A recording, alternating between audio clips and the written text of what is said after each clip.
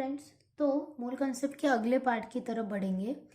तो हुआ ये था कि प्रीवियस पार्ट में हमारे जो इम्पेरिकल फार्मूला के जो कंसेप्ट थे वो हो गए थे, लेकिन उस पर जब हम क्वेश्चंस कर रहे थे तो वीडियो की कुछ प्रॉब्लम की वजह से आगे के उसमें कवर नहीं हो पाए। तो उसी के पार्ट में से हम आज पूरा करेंगे, उसके बाद हम अगला टॉपिक ले लेंगे।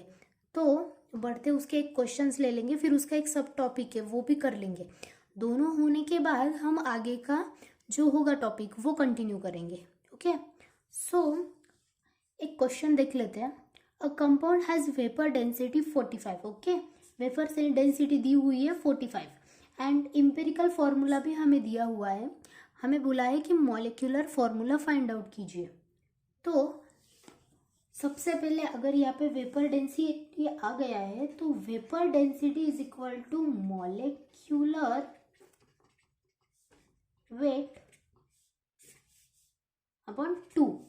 ये उसका फॉर्मूला होता है, ये याद करना। ओके, भूलना मत, ठीक है। तो ये हो गया।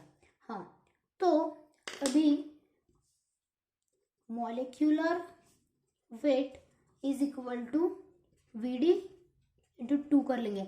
मॉलिक्यूलर वेट हमें निकालना है, वीडी हमें गिवन है, तो उससे आ जाएगा 45 इंटू 2 इज इक्वल टू 90। आ गया 90। तो अब हमें बोला गया है मॉलिक्यूलर फॉर्मूला निकालना।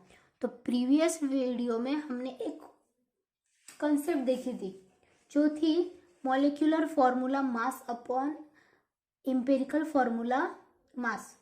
एक स्पेसिफिक नंबर निकालना होता है तो हम वो लेते हैं। ओके, तो अगर मॉलिक्यूलर फॉर्मूला निकालना है तो हमें पता है इम्पेरिकल फॉर्मूला अगर सिंपल रेशो है तो मॉलिक्यूलर फॉर्मूला की एक्चुअल वैल्यू हमें एक्चुअल फॉर्मूला मिल जाता है। ओके, तो हम यहाँ पे लिखेंगे x is equal to molecular weight upon empirical weight. Okay, तो मॉलिक्यूलर वेट आ गया है यहाँ पे 90। अब ध्यान से देखिए, अगर इम्पेरिकल वेट निकालना है तो इम्पेरिकल फॉर्मूला देखेंगे। यहाँ पे आएगा 6 प्लस 2 इंटू 1 प्लस 16। ओके, अगर हम टोटल देख लेंगे तो सॉरी गाइज, माय मिस्टेक, यहाँ पे आएगा 12। Okay, carbon 12 plus 2 into 1 hydrogen plus oxygen का 16। टोटल इसका इम्पेरिकल वेट आता है 30। ओके, तो 90/30, तो x की वैल्यू हमारे पास आ गई 3। ओके, याद रखना कार्बन का एटॉमिक नंबर होता है 6 और उसका मॉलिक्यूलर वेट आता है 12। ओके, भूलना मत, कार्बन हो आगे के हमने 30 तक किए थे। ओके, तो अब आ गया है x की वैल्यू। हमें x का और एक मतलब अगर हम x का और एक फॉर्मूला देखें तो उस हिसाब से molecular formula is equal to x into empirical formula. Okay, तो x की वैल्यू कितनी थी, आ गई यहाँ से 3। ओके, इम्पेरिकल फॉर्मूला भी हमारे पास है CH2, आंसर आ गया C3H6O3। ओके, कंसेप्ट क्लियर हो गए। फिर बढ़ते आगे, ऐसे क्वेश्चंस मिलेंगे, देखना, सॉल्व करना, फिर आगे बढ़ना। देख, हो सके तो पेंडिंग मत रखा करो। अगर कुछ कंसेप्ट आ गई समझ में तो उस पे से सीधा क्वेश्चंस लगा के वो अपने दिमाग में क्लियर हो जाता है, तो उससे हम आगे बढ़ पाते हैं। ठीक है, तो आगे सब टॉपिक था इम्पेरिकल फॉर्मूला का, determination of empirical formula with percentage. Okay, तो अब ये निकालने के लिए हमें क्वेश्चन लेते हैं। तो हमें दिया हुआ है कार्बन 40, हाइड्रोजन 6.7 और ऑक्सीजन दिया है 53.3। ओके, निकालना क्या है, इम्पेरिकल फॉर्मूला। तो सबसे पहले हम यहाँ पे लिखेंगे जो उसमें एलिमेंट गिवन है।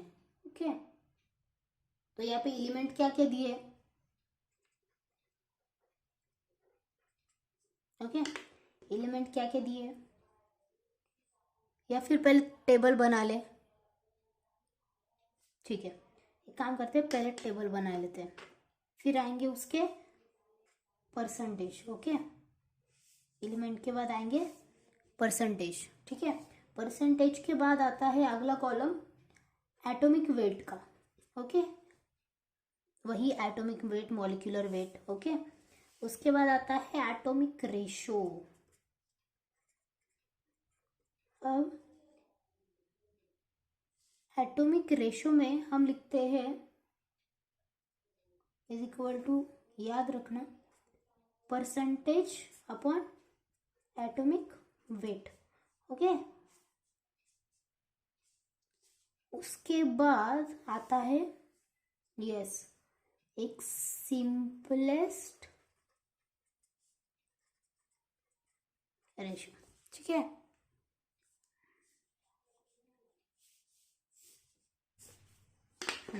एलिमेंट आएंगे, एलिमेंट देख लेते हैं। एलिमेंट होंगे यस, कार्बन होगा, हाइड्रोजन होगा और ऑक्सीजन होगा।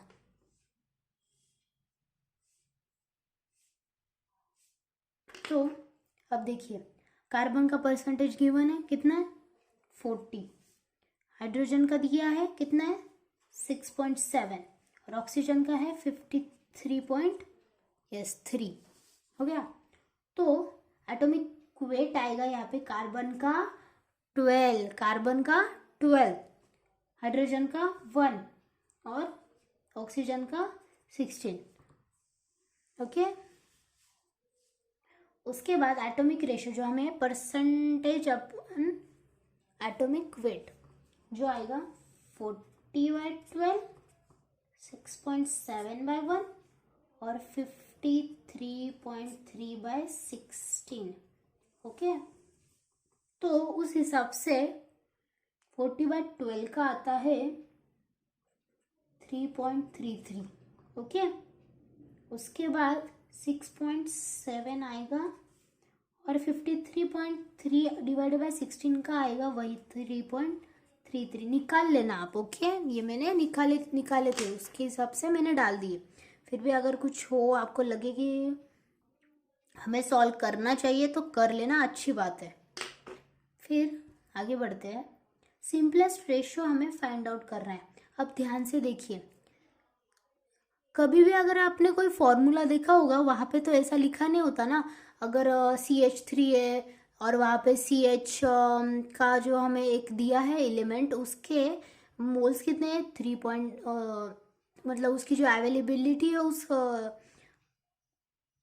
मॉलिक्यूल की, उसमें 3.33 या 1/2 ऐसा कुछ दिया है। ओके, तो अभी हमें उसे एक सिंपल वैल्यू जो सिर्फ एक होगा उसमें निकालना है। तो अभी ध्यान से देखिए, 3.33 है, 6.7 है और 3.33 है। इससे अगर हम 3.33 से डिवाइड कर दें, जो कि सबसे छोटी वैल्यू है और उसका हमें अच्छे से रेशो भी मिल सकता है, तो यहाँ पे आएगा 3.33 का यहाँ पे 1 आया, यहाँ पे 6.7 है अप्रोक्स, हम यहाँ पे 2 ले लेंगे। ओके, और उसके बाद यहाँ पे भी 1 आएगा। तो इम्पेरिकल फॉर्मूला क्या मिल गया हमें, कार्बन आ गया 1, हाइड्रोजन आ गया 2 और ऑक्सीजन आ गया 1, C1H2O1। ओके, काफ़ी इजी था। कभी कभी ना यहाँ पे हमें मॉलिक्यूलर फॉर्मूला भी दिया, sorry I mean molecular mass भी दिया हुआ होता है। ओके, और अगर वो दिया हुआ है ना तो हमें उससे लेकर मॉलिक्यूलर फॉर्मूला निकालना होता है। ओके, अगर दिया हुआ, वैसे क्वेश्चंस मिलेंगे आपको, मैंने सिर्फ यहाँ तक करके दिखा दिया आपको। ठीक है, तो अगले कंसेप्ट की तरफ बढ़े। मुझे ना इसी में कुछ और क्वेश्चंस कुछ अलग कंसेप्ट से भी सॉल्व करते हैं, मैं आपको वो भी बता देती हूँ। ओके, ये हमें यहाँ तक इम्पेरिकल फॉर्मूला तक गिवन था, इसलिए हमने वैसे किया। अब सपोज कीजिए कोई क्वेश्चन हो, ओके, कोई XYZ क्वेश्चन हो और उसमें दिया हो हम एक काम करते, इसी क्वेश्चन को आगे कंटिन्यू करते, ओके। अब यहाँ तक हमें निकालना था इम्पेरिकल फॉर्मूला। सपोज जब वहाँ पे जो कार्बन था 40%, जो हाइड्रोजन था 6.7% और जो ऑक्सीजन था 53.3%, ओके। यहाँ तक हमें क्वेश्चन दिया था, हमें निकालना था इम्पेरिकल फॉर्मूला, ओके। और हमने निकाला भी। यहाँ से इम्पेरिकल फॉर्मूला क्या आया? C1H2O1, okay. तो अगर सपोज करो यहाँ पे हमें मॉलिक्यूलर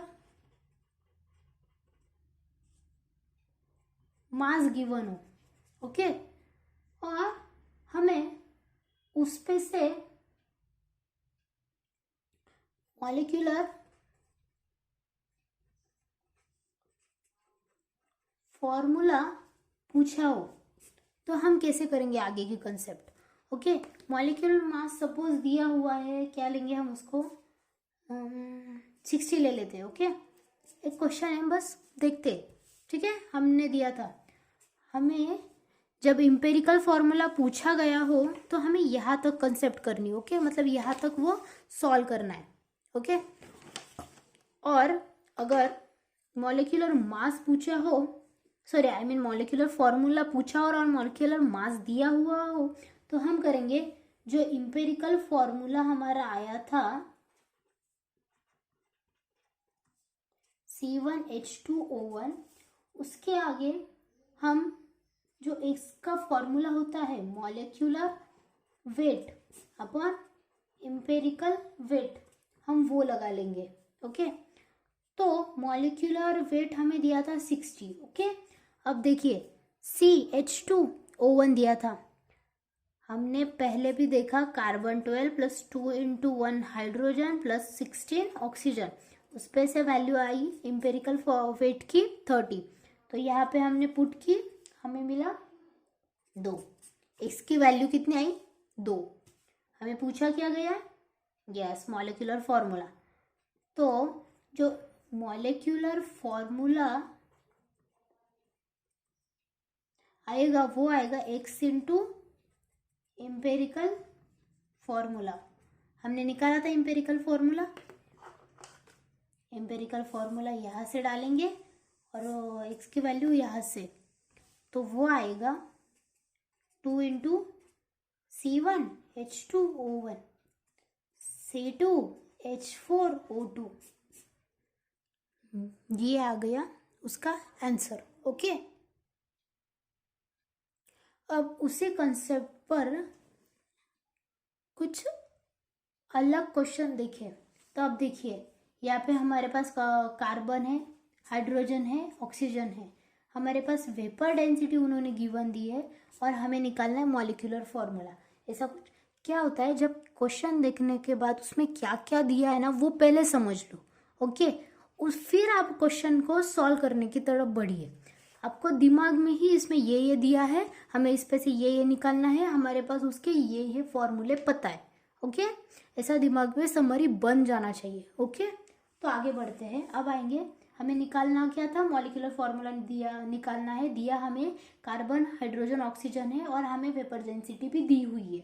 अब उसे निकालने का मेथड समझिए, एलिमेंट जो दिए वो देखेंगे, उसके परसेंटेज देखेंगे, उसका एटॉमिक वेट देखेंगे, उसका एटॉमिक रेशो, और फिर आएगा उसका यस सिंपलेस्ट रेशो, ओके। तो बढ़िया, एलिमेंट कौन थे? कार्बन है,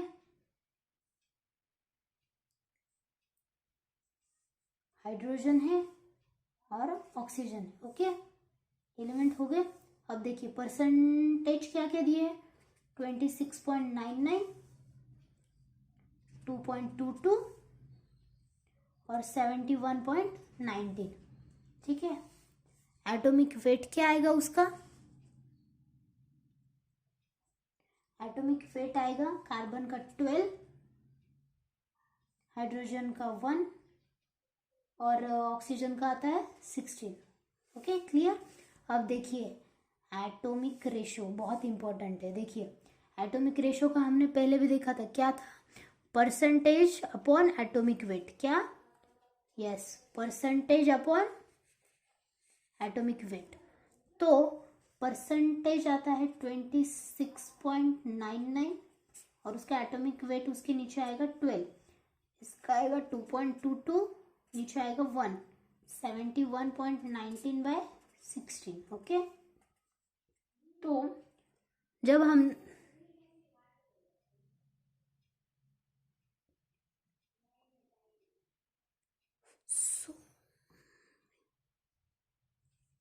ओके तो 26 पॉइंट यहाँ पे आएगा 2.22, यहाँ पे भी आएगा 2.22 और ध्यान से देखिए यहाँ पे थोड़ी सी गलती हो गई थी, 71.19/16 आएगा। ओके, तो यहाँ पे आएगा 4.44। ओके, तो अभी चाहिए सिंपलेस्ट रेशो। अब इजी है, 2.22 और 2.22, अगर यहाँ पे तीनों को अगर 2.22 यहाँ भी, तो तीनों को डिवाइड कर ले तो सिंपलेस्ट रेशो क्या मिलेगा, यहाँ पे आएगा 1, यहाँ पे आएगा 1, ध्यान से देखिए, और यहाँ पे आएगा 2, क्या मिले 1 1 2, हो गया क्या 1 1 2 मिल गया। ठीक है, तो उस हिसाब से हमारे पास इंपेरिकल फॉर्मूला आ गया C1H1O2। ओके, तो आगे बढ़ते समय अब देखेंगे हम वेपर डेंसिटी हमें दी हुई है, और अगर हम वेपर डेंसिटी का फॉर्मूला देखें तो वो होता है vapour density is equal to molecular weight upon 2। Okay, तो उस हिसाब से अगर हम मॉलिक्यूलर वेट फाइंड आउट करें तो 45 इंटू 2 इज इक्वल टू 90 आ गया। तो अगर इसे ध्यान में रखें तो मॉलिक्यूलर वेट हमें मिल गया, तो हम x निकाल सकते हैं molecular yes weight upon empirical weight. Okay, तो मॉलिक्यूलर वेट हमारे पास था 90 और अगर एम्पिरिकल वेट हम निकाले तो एम्पिरिकल फॉर्मूला हमारे पास है C1H1O2, तो 12 + 1 + 2 × 16, तो आंसर आता है 45। ओके, तो यहाँ पे आएगा 45। ठीक है, तो 90/45 2, x की वैल्यू मिल गई। तो अब हम फाइंड आउट करेंगे मॉलिक्यूलर फॉर्मूला। तो मॉलिक्यूलर फॉर्मूला आएगा, जो हमें 2 मिला था वो x की जगह पे डालेंगे 2 इंटू जो इम्पेरिकल फॉर्मूला है वो था C1H1O2, तो आंसर आ जाएगा C2H2O4। मिल गया। ठीक है, ध्यान से देखिए, क्वेश्चन फिर से बता देती हूँ। क्वेश्चन में हमें वेपर डेंसिटी दी, कार्बन हाइड्रोजन ऑक्सीजन दिया था, हमें निकालना था मॉलिक्यूलर फॉर्मूला। हमने जो डिटर्मिनेशन की जो अभी कंसेप्ट देखी थी परसेंटेज की, उस हिसाब से निकालेंगे टेबल बना के, element, percentage, atomic weight, atomic ratio, simple ratio, उस पे से हमें एम्पेरिकल फॉर्मूला मिल जाएगा। सिंपलेस्ट रेशो ही एम्पेरिकल फॉर्मूला होता है, वो हमें पता है। तो उसमें डाल जो एलिमेंट दिए थे उसमें उनकी सिंपलेस्ट रेशो डाल के हम देखें तो हमें मिल जाता है एम्पेरिकल फॉर्मूला। तो उस हिसाब से वेपर डेंसिटी दी थी, उस पे से हमें मॉलिक्यूलर वेट मिल गया। मॉलिक्यूलर वेट और एम्पेरिकल वेट हम हम डाल देंगे तो हमें x की वैल्यू मिल जाएगी। x की वैल्यू मिलने से ही हमें मॉलिक्यूलर फॉर्मूला मिल जाएगा, क्योंकि x का फॉर्मूला होता है molecular formula mass upon empirical formula mass. Okay, ये मत भूलना। ओके, हो गया। तो आज के लिए इतना ही।